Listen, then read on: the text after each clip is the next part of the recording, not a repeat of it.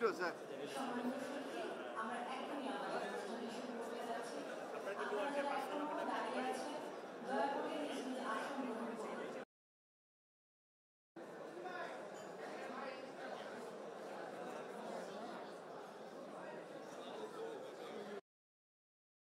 বাংলাদেশ বিনিয়োগ উন্নয়ন কর্তৃপক্ষ এবং পররাষ্ট্র মন্ত্রণালয় ঢাকা কর্তৃক আয়োজিত আজকে এনআরপি কানেক্টে 2020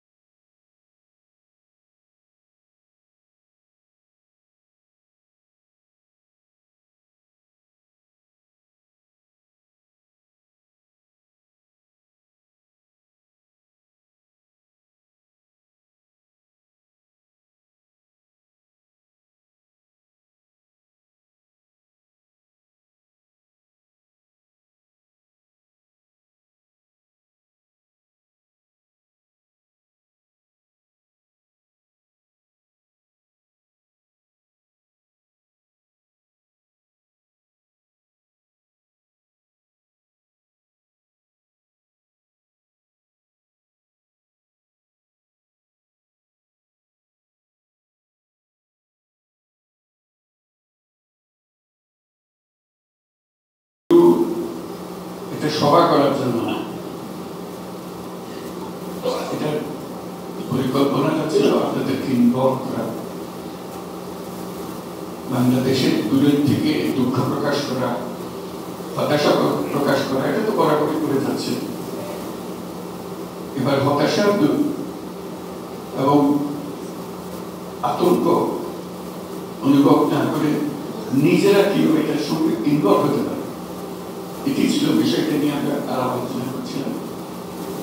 নিউ ইয়র্ক আসা, জাতিসংঘে আসার ব্যাপারেও একটা পরিকল্পনা ছিল, যেটা বড় বিষয় ছিল রাজনৈতিক নেতৃত্বদের সঙ্গে আনা। তারা সম্মত হবেন সেটা ভাবিনি, মনে করে একটা প্র্যাকটিক্যালে লাগবে, তবু ভাবলাম চেষ্টা তো করেছি। অসংখ্য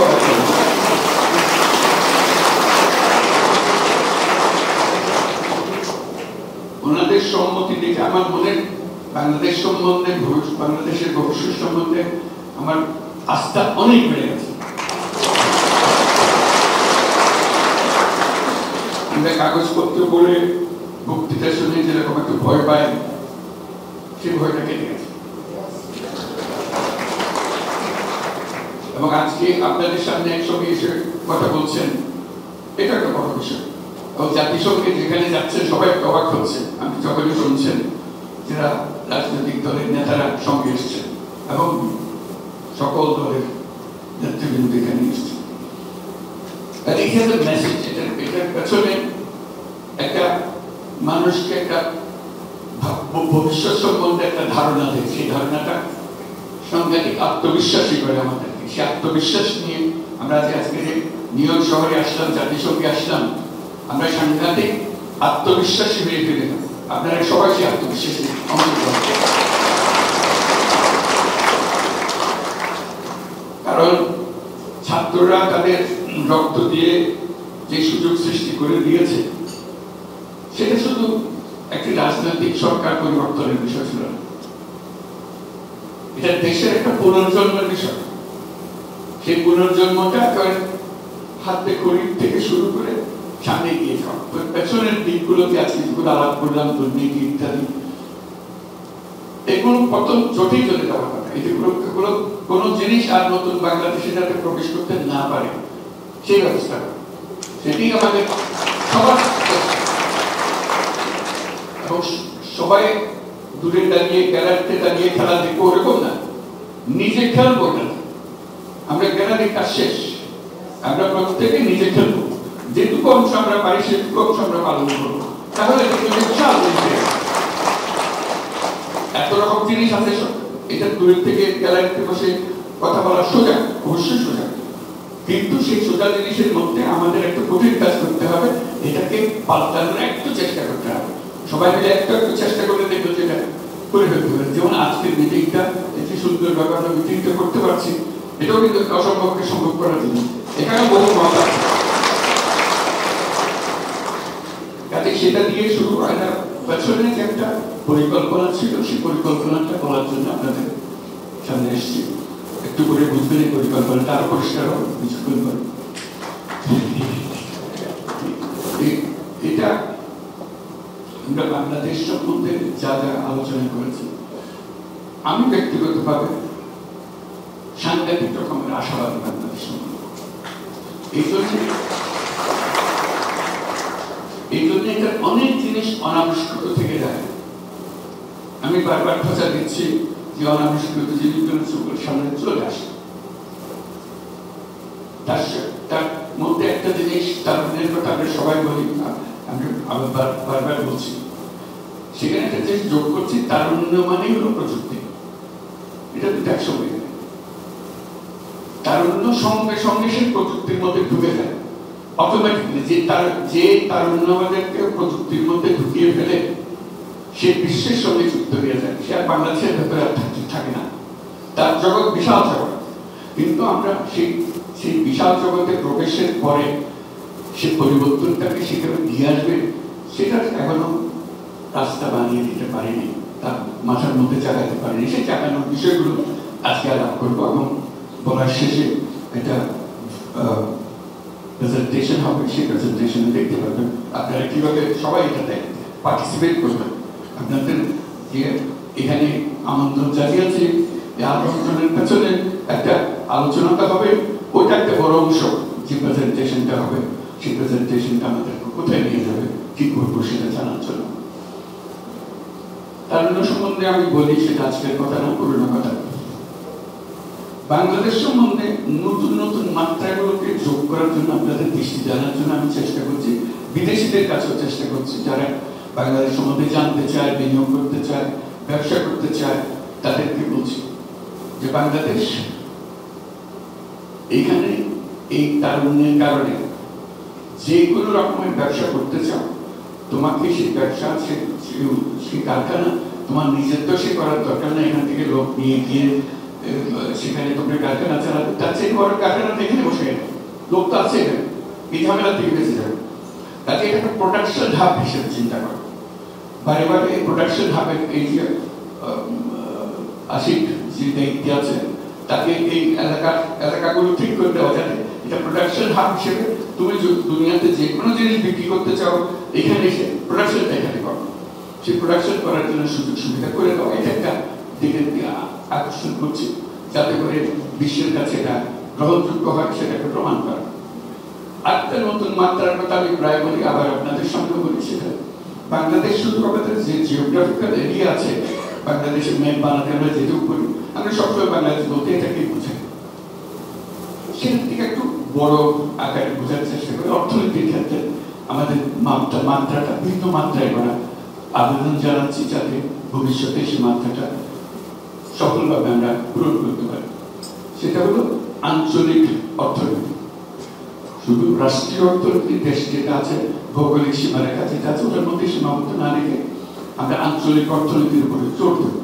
এটা সবার সাথে, শুধু বাংলাদেশের একার সাথে না, যারা এই আঞ্চলিক অর্থনীতির শরীর তাদেরও সাথে। তারা হলো আমাদের প্রতিবেশী নেপাল, ভুটান, আর হলো সেভেন সিস্টার্স। তাদের সমস্যাটা একটা পরিষ্কার, তারা ল্যান্ডলক কান্ট্রি, তারা আটকে আছে, সমুদ্রের মধ্যে যেতে পারে না। আমাদের সে অ্যাক্সেসটা আছে, সমুদ্র আমাদের সঙ্গে আছে। কাজেই তাদের সঙ্গে যদি আমরা বলি যে তোমাদের সমুদ্রের প্রবেশ খুব সহজ করে নেবো, আসা যাওয়ার পর, তাহলে তাদের অর্থনীতি সচল হবে, আমাদের অর্থনীতি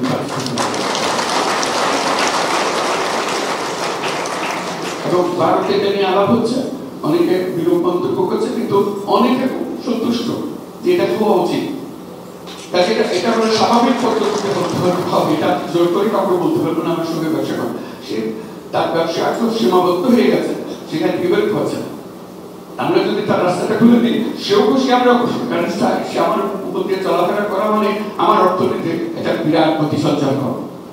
তো সেই দিকে এই জন্য আপনাদেরকে এটা বললাম, এটা মাথার মধ্যে রাখা। কারণ আপনাদের সঙ্গে এইসব এলাকার যে রিজিওনাল অর্থনীতি যেটা বলছে, আঞ্চলিক অর্থনীতি, তাদের বন্ধু বান্ধব অনেক আছে আপনাদের কাছে। আপনারা যেরকম গুরুত্বপূর্ণ বাংলাদেশের জন্য, তারাও তাদের জন্য, তাদের দেশের জন্য গুরুত্বপূর্ণ। তারা যদি মনে করে হ্যাঁ তাই তো আমরা মাধ্যমে কাজকর্ম করবো, তাহলে আস্তে আস্তে দেখবে যে রাস্তা খুলে যাচ্ছে। মানুষ যেটা চায় সে রাস্তা বন্ধ করে রাখা যায় না। স্রোতের মতো জিনিস, পানিতে যেরকম আটকে রাখা যায়, মানুষের আশঙ্কাকে আটকে রাখা যায়। একবার একটা মাথায় ঢুকে গেলে সেটা যে পাথর হোক, যেই হোক, এটা ভেঙে সে বের হবে। কাজে মাথার মধ্যে যদি ঢোকে এটা আঞ্চলিক অর্থনীতি আমরা গড়ে তুলবো, তাহলে দেখবেন যে আঞ্চলিকভাবে অনেক জিনিস সম্ভব। এখানে আন্তর্জাতিক ক্ষেত্রে যখন এই জাতিসংঘে আসি, বিভিন্ন দেশের লোকদের সঙ্গে, নেতৃবৃন্দের সঙ্গে দেখা হয়, তাদেরকে কথা বলি, তাদের কাছে সঙ্গে সঙ্গে এটা মনে হয় বড় প্রস্তাব। একটা বিশ্ব সংস্থার প্রধান সে বলে যে হ্যাঁ এটা তো এই জিনিস তো আমরা অনুভব করি, কিন্তু তোমার মতো করে বলতে পারিনি, এখন থেকে এটা আমি বলবো, এটা আঞ্চলিক অর্থনীতি। তাদের এই যে সীমাবদ্ধতা, দেশের অর্থনীতির যে সীমাবদ্ধতা, সেই সীমাবদ্ধতা থেকে আমরা বেরিয়ে যেতে পারবো। আমাদের মনটাও বড় হবে, ইন্টারাকশন হবে আশেপাশের দেশের সঙ্গে, এবং আমাদের অর্থনীতির প্রতি বিরাট গতি সঞ্চার হবে। আরেকটা বিষয় আছে, সেটা হলো বললাম আমাদের অর্থনীতি। এখানে পানি ছিল নাকি আমার জন্য তো দিয়ে দেবো।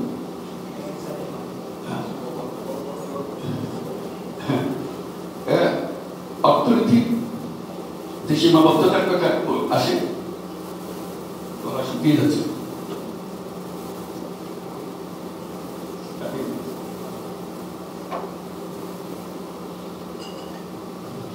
আরেকটা বিষয় হলো ওই যে সীমাবদ্ধতা, যে ম্যাপ, বাংলাদেশের ম্যাপ, বাংলাদেশ বলতে আমরা ওটাই বুঝি। আমি বারবার উল্লেখ করি যে বাংলাদেশ এটা তো ছোট বাংলাদেশ, আমাদের আসল বাংলাদেশ কোথায়, আমাদের পুরো সীমানাটা কোথায়? বিরাট বঙ্গোপসাগর কিন্তু আমাদের।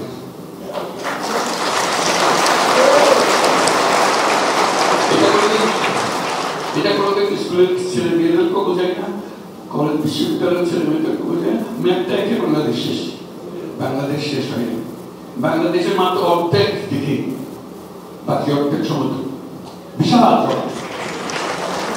এখন থেকে আমি বলছি যে বাংলাদেশ বলতে তোমরা সমুদ্র সহ বাংলাদেশ দেখাবা, যে জানো এটাতে, এটা তো অসম সম্পদ। মাটির নিচে যেরকম সম্পদ, পানির নিচে, পানির উপরে সব সম্পদ। এটা আমি ছাড়বো কেন? ছাড়া তো প্রশ্নই ওঠে না। এটাকে বাড়িয়ে দেওয়া জিনিস। এটা অনেকটা এরকম, বিরাট দিঘি আছে বাড়ির সামনে, মাঝে মাঝে গিয়ে আমি বসে দিয়ে একটা মাছ ধরি, কিন্তু পুরো দিঘি মাছে করছে, একটা জাল ফেলি না। মনে হয় এটা শুধু পারে করে বসে একটা বসে দিয়ে মাছ ধরে। তারপরে ওই ছেলেদের দিয়ে মাছ ধরে কিছু যায়, আবহাওয়াটা দেয় যে একটু ঘূর্ণিপাতার আশঙ্কা দেখা যাচ্ছে, ওইটুকু নিয়ে আমি সময় ওই পাড়ের সঙ্গে লাগানো। এত বড় মহাসমুদ্র যে আমার সামনে রয়ে গেছে, আমাদের চিন্তার মধ্যে বসে।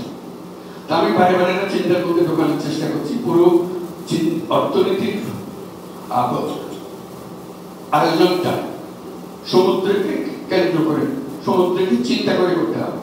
এখন আমরা বিভিন্ন দেশের সঙ্গে আলাপ করছি যে এই সমুদ্র কাজে লাগানোর জন্য আমাদের যা যা দরকার, সে জাহাজ দরকার, মাছ ধরার ট্রলার দরকার, প্রসেসিং দরকার, এগুলোর জন্য আমাদের প্রস্তুতি নেওয়ার জন্য। সমুদ্র সম্বন্ধে একবার যদি আমরা চিন্তা মাথায় ঢুকে ফেলাই, তার ইমিডিয়েট হলো যে সমুদ্র যখন আছে, সমুদ্রের উপরিভাগটা হলো চলাচলের রাস্তা। দুনিয়ার যে কোনো জায়গা থেকে যে কোনো জায়গায় যাওয়া যায়, ওখানে রাস্তা বানাতে হবে না, জাহাজ লাগে। জাহাজ লাগে, বন্দর লাগে। আমরা একটা বন্দর, চট্টগ্রাম বন্দর নিয়ে বসে আছি বলে মারামারি কাটাকাটি করে এটা নিয়ে নেবে করি, ওই একটা। সেটাও আবার সমুদ্র বন্দর নয়। আমরা যদি সমুদ্র বন্দর বলি, এটা নদীর একটা বন্দর। চট্টগ্রাম বন্দরে জাহাজ কিন্তু সমুদ্রে থামে না, কর্ণফুলী নদীতে গিয়ে থামে, কিন্তু সমুদ্রের বন্দর তো সমুদ্রের উপরে থাকবে। এই যে জন্মা যেই মাত্র আমরা বঙ্গোপসাগরে তার উপকূল দিয়ে মাথার মধ্যে ঢোকাবো, তখন দেখা যাবে যে কক্সবাজার, মাতারবাড়ি সবকিছু এখন বিরাট গভীর সমুদ্র বন্দরের জন্য প্রস্তুত। একবার যদি সেখানে গভীর সমুদ্র বন্দর, একটা সমুদ্র বন্দর প্রায় শেষ হয়ে আসছে, কাজে লাগানোর মতো করে এরকম যদি 2-4টা সমুদ্র বন্দর ভাবে হয়, সিঙ্গাপুরের আসলে কি বন্দর আর তো কিছু না, এই বন্দরের ফ্যাসিলিটি বিক্রি করে সে আজকে এত বড় রাষ্ট্র হয়ে গেল, এত বড় ধনী রাষ্ট্র হয়ে গেল। আর আমরা বসে আছি মাছ ধরতেছি উপকূলে বসে, ছেলেদের পাঠাই দিতেছি মাছ ধরে, আর সত্যি মানে এইটুকুই গেল।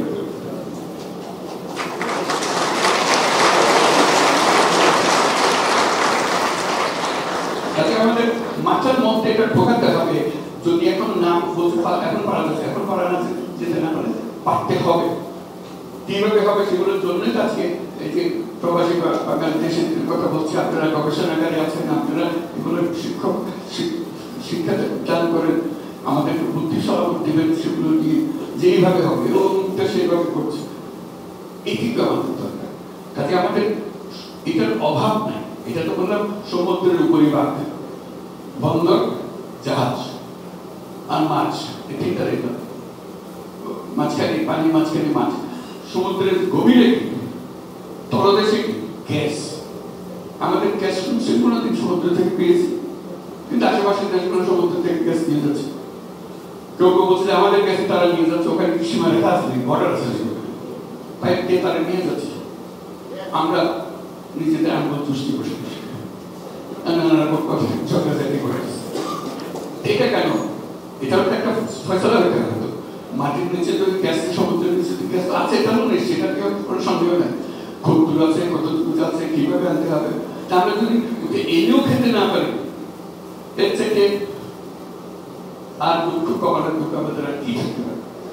কাজে ওই দৃষ্টিভঙ্গি আনা যে আমাদের এই বিরাট সম্পদ, একটা হলো যে আমরা একটা আঞ্চলিক অর্থনীতি হিসেবে চিন্তা করবো, আমাদের সব কাজ করবো সেভাবে গড়ে তুলবো, যেহেতু আমরা সেই ফেসিলিটি নিতে পারি। আমরা সিঙ্গাপুরের কাছে কেন যেতে বাধ্য হই? যেহেতু সুযোগটা তার কাছে আছে, আমরা যেতে বাধ্য হই, তার লাভ আমাদের লাভ। আমরা বলবো না আমরা সিঙ্গাপুরের সঙ্গে কাজ করবো, বললে আমরা শেষ। কাজে আমরা যখন ফ্যাসিলিটি নিতে পারবো, সবাই আমাদের কাছে আছে, যে যেখানেই থাকুক, তার রাজনৈতিক মতবাদ যেগুলো থাকবে চলে যায়, মানুষের স্বার্থের যে স্রোত, এটা বিক্ষোভ ঠেকাতে পারে। কাজে সেটুকু আমাদের কাজে এই হলো আরেকটা মাত্রা, যেটার কথা দেশের চিকিৎসা, যে মাত্রাটা নতুন মাত্রার কথা বলছি। বাংলাদেশ ওই যে সীমাবদ্ধ ম্যাপ, যেটা এখানে সীমাবদ্ধ না, বাংলাদেশ সারা বিশ্বে ছড়ানো। আপনারা কিন্তু ভালোভাবে আমরা বুঝেছি, ভালোভাবে আমরা বুঝেছি এই গণ অভ্যুত্থান, জনতার অভ্যুত্থানের সঙ্গে, ছাত্র অভ্যুত্থানের সঙ্গে তারা আমাদেরকে বাঁচান। আমাদের অর্থনীতি শেষ, কিচ্ছু নেই, একেবারে তলানি তলানি। বাঁচায় রাখলো কে? রেমিটেন্স।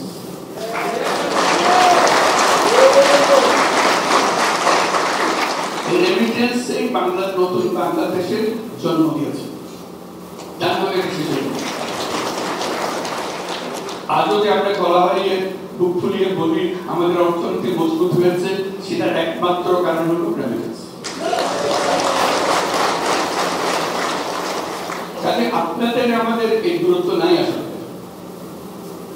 আমরা এটা ভাবতে হবে। আমরা ওই যে বঙ্গোপসাগর বললো বাংলাদেশের অংশ, আপনারাও বাংলাদেশের অংশ। এবার আজকে আমরা বলতেছি আমাদের ভোটের অধিকার দিলেন, আমাদের দাঁড়াবার অধিকার কেন দিচ্ছেন না, এগুলো ফয়সালা হবে, একটা হয়ে যাবে, এগুলো কোনো বিষয় না। একবার নিজের মধ্যে আসলে শুরু হলো, আগে তো ভোটাধিকার ছিল না, এখন ভোটাধিকার আসুক, তারপর বাকিটা বলি একসঙ্গে সবাই দেশে গেলে আবার মূল কথাটা হলো এই দূরত্ব নাই। আমরা যে যেখানে থেকে, আমরা আজকে নিউ ইয়র্কে বসে কথা বলছি, বাংলাদেশে শুধু নিউ ইয়র্কের কথা, সারা দুনিয়া জুড়ে যেখানে যাবেন বাংলাদেশ, এবং অত্যন্ত সাফল্যমণ্ডিত মানুষ সেসব দেশের মধ্যে বাংলাদেশের হয়েছে। কাজে তারাও চায় বাংলাদেশিদের একটা বৈশিষ্ট্য হলো সে যত আরামে থাকুক, যত হাঁটাক করুক, যত বাড়িঘর বানাক, গাড়ি বানাক, ওই দেশের গ্রামের বাড়িটার ব্যাপার সে বুঝতে পারবে না।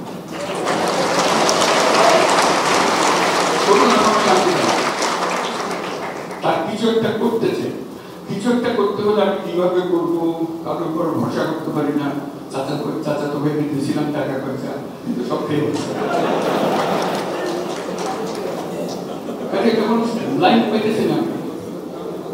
এখন আমরা বলছি যে আমরা লাইন করবো।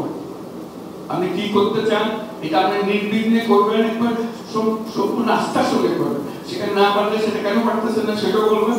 সেটা আজকে যে প্রেজেন্টেশনটা হবে সেই প্রেজেন্টেশন আপনাদেরকে অংশ করবেন। আপনারা এখন থেকে বাংলাদেশের অংশ, একবার 100%।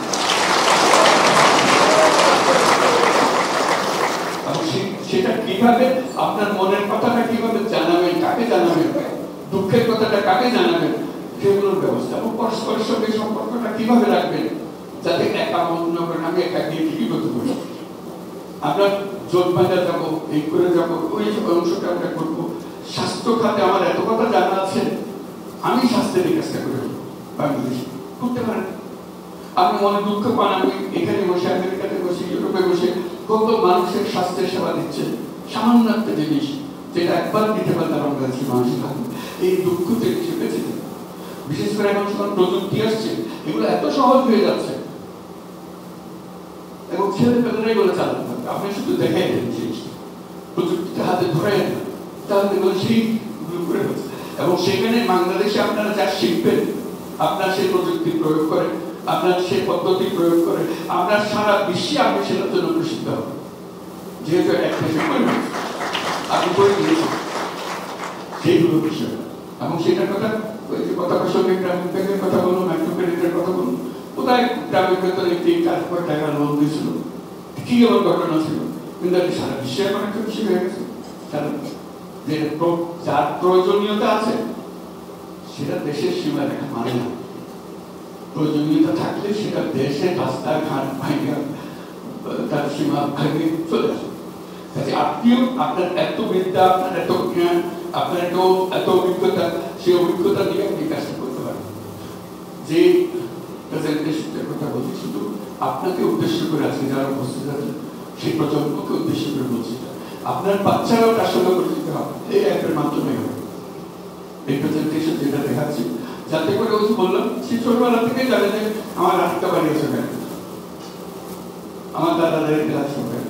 এখন তাদের দাদা দাদু বোঝার খুব কষ্ট হয়, যে ফ্যামিলি ট্রিট করবে যে আমি তো কিভাবে পড়েছি বাংলাদেশের অংশ হিসেবে। এই না এখানে যদি নাগরিকত্ব গ্রহণ করেন, আপনার নাগরিকতা কত বিশ্বাসকার কথা বলছি, এটা অন্তরের কথা বলছি। অন্তর এক জিনিস আর নাগরিকত্ব এক জিনিস। আপনার অন্তরে যা চায় সে অন্তরের কাজটা করতে পারবেন। যে করার ফলে ওখানে গিয়ে যখন যাবে মনটা ভরে যাবে যে আমি নিজে ভালো করেছি তা তো বটে। আমি যে এলাকাতে প্রাইমারি স্কুলে লেখাপড়া করে গেছিলাম, সেই প্রাইমারি স্কুলের চেহারাটা করতে পেরেছি। সেখান থেকে আমি দুর্নীতিটা বাইরে করে দিতে পেরেছি। আমি উঠে দাঁড়াইছিলাম বলে সবাই মানছে, ওই স্কুলটা আমি ঠিক মতো চালাইতে পারি। আর কিছু না, আমি সারা বাংলাদেশ পাঠাইতে পারি না, কিন্তু আমার গ্রামে প্রাইমারি স্কুলটার পাঠাইছি। আমার কথা সবাই মানছে, সবাই জানছে, সেটা করতে হবে। এইসব ভূমিকা পালন করতে পারি আমরা, কঠিন না। আপনাকে সেটার জন্য ওখানে যেতে হবে না। আজকাল প্রযুক্তির কারণে আপনি যে কোনো সময় সেখানে যেতে পারেন, যখন ইচ্ছা সেখানে যেতে পারেন। কাজে সেই প্রযুক্তিগত জিনিসগুলো নিয়ে আসা।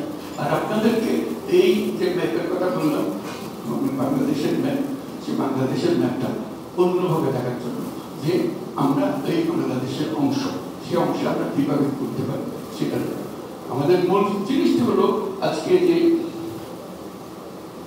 ছাত্রদের অভ্যুত্থান হলো, সেটা আমাদের মস্ত বড় প্রতিবন্ধকতা সরিয়ে দিয়েছে, আমাদের স্বপ্ন দেখার সুযোগ দিয়েছে, স্বপ্ন বাস্তবায়নের শক্তি দিয়েছে। এগুলো স্বপ্ন আমরা সবাই দেখি, বাস্তবায়নের ক্ষমতা আমরা পাই না। এই পরিবর্তন ছাত্ররা যা করলো সেই শক্তি আমাদেরকে দিয়েছে, এই শক্তিটা যেন হারিয়ে না ফেলে সেই জন্য আজকে আমরা সবাই মিলে জাতিসংঘে এসেছি। এই কথা সবার সামনে বলা যে এই জাতিসংঘে এসে আমরা সবাইকে জানিয়ে দিচ্ছি, একসঙ্গে এসেছি, সবাই জানিয়ে দিচ্ছি এই ব্যাপারে আমরা জাতির সাথে আমরা একমত। সবাইকে ধন্যবাদ। আমরা এই পথে চলবো এবং এটা দেখেন, এটা আজকে থেকে আপনারা শুরু করেন কাজটা ব্যবহার করতে।